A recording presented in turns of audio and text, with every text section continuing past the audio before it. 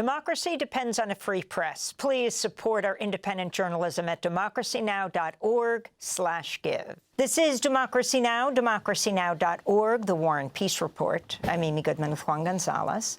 The Inter-American Commission on Human Rights has found Customs and Border Protection agents who fatally beat Mexican father Anastasio Hernández Rojas are responsible for acts of torture. It's the first time the Independent Commission, which investigates extrajudicial killings and human rights violations, has issued such findings against a U.S. law enforcement agency. In 2010, Rojas was crossing the southern border in an attempt to return to San Diego, where he'd lived for 25 years to reunite with his wife and 5 children after being deported. He was stopped by border agents who brutally beat and tasered him while he was handcuffed until Rojas died from heart failure. His death was later ruled a homicide. In 2012, Democracy Now! Spoke to an eyewitness who recorded footage of the fatal beating. This is Umberto Navarrete. Anastasio face down in handcuffs, and 2 officers on uniform, and there were 5 officers in the near area. Right there when I started recording, 2 uniform officers. One of them had one of his knees on Anastasio's neck. The other officer had the other knee on Anastasio's lower back.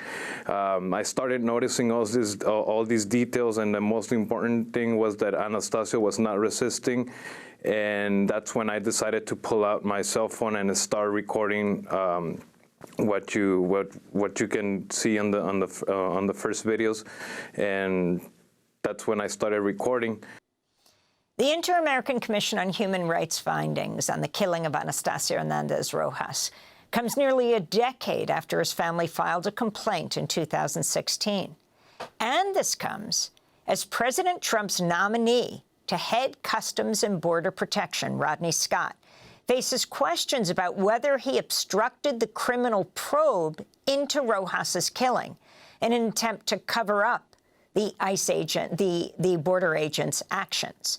Democratic Senator Ron Wyden raised concerns during Scott's confirmation hearing before the Senate Finance Committee last month.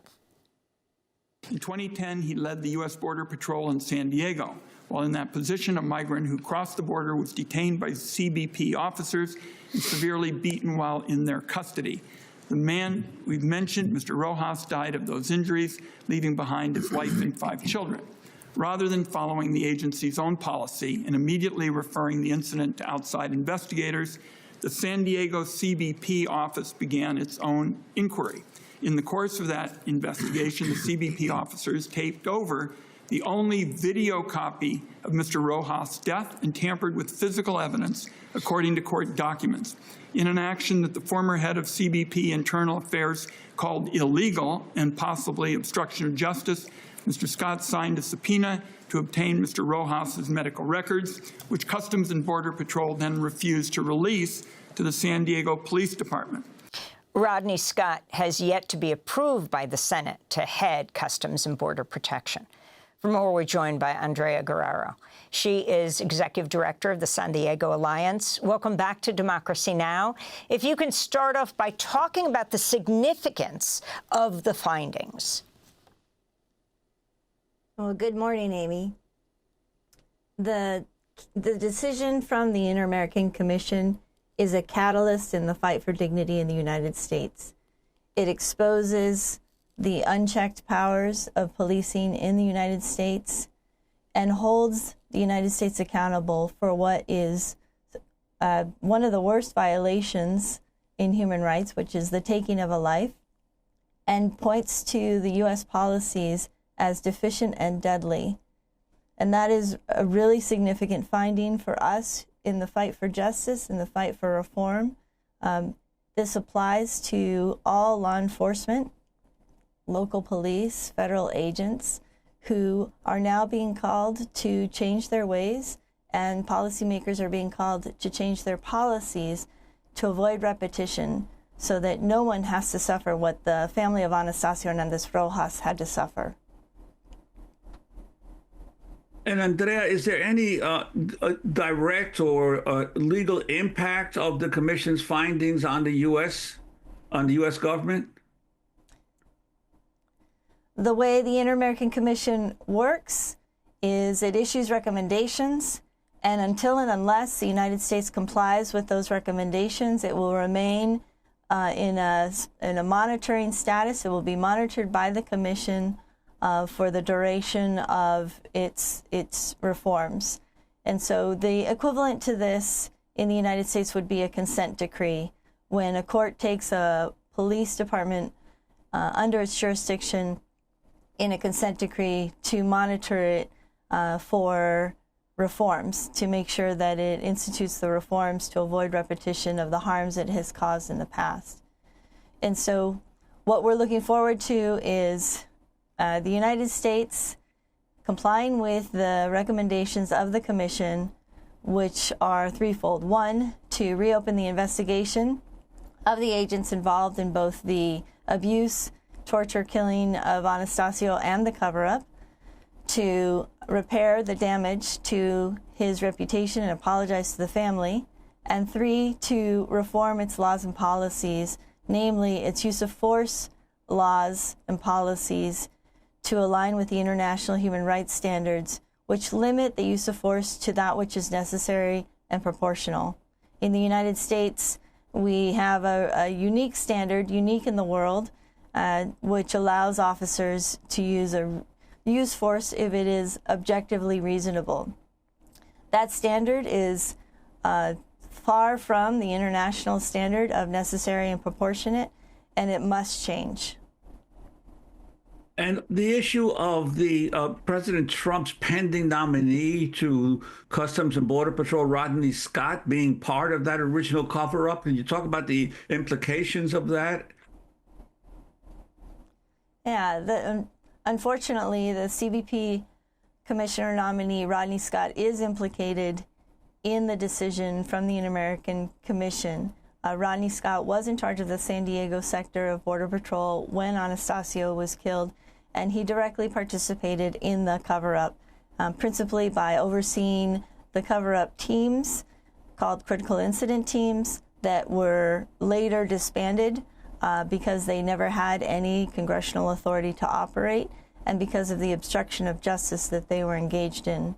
In the case of Anastasio, Rodney Scott oversaw these teams and their destruction of evidence, and he also personally authorized an administrative subpoena that was used to acquire Anastasio's medical records from the hospital.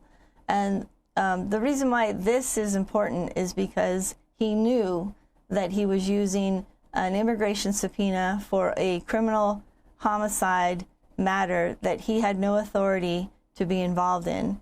It was an investigation of his own agents, and he used this administrative subpoena to acquire evidence or information about Anastasio's medical records in order to mitigate the liability of his agents. Now, everyone should know that administrative subpoenas, administrative warrants are not self-executing. They are not warrants, judicial warrants that can compel the evidence or a witness or a person in a search or a seizure. And so this is a violation of the Fourth Amendment. It's a violation of federal laws that limit administrative subpoenas to administrative matters. And that's not what Rodney Scott did. And I think what was most damning in the Senate hearing last month was that Mr. Scott said not only that he had authorized an administrative subpoena in the course of a criminal homicide investigation that he had no business being a part of, but that this was common practice and is common practice. So, you know, the way we see it is a person who cannot recognize abuse of power or participated in abuse of power is not a person who should hold power. And we will see what happens. Again, the confirmation hearing has been held, but Rodney Scott has not yet been confirmed by the full Senate to be head of Border and Customs Patrol. That does it for our show. Andrea Guerrera, we thank you so much for being with us, Executive Director of the San Diego Alliance. You can visit democracynow.org to see all the coverage we've done on the death of Anastasio Hernández Rojas. I'm Amy Goodman with Juan Gonzalez for another edition of Democracy Now! Democracy Now! Is funded by viewers like you. Please give today at democracynow.org/give.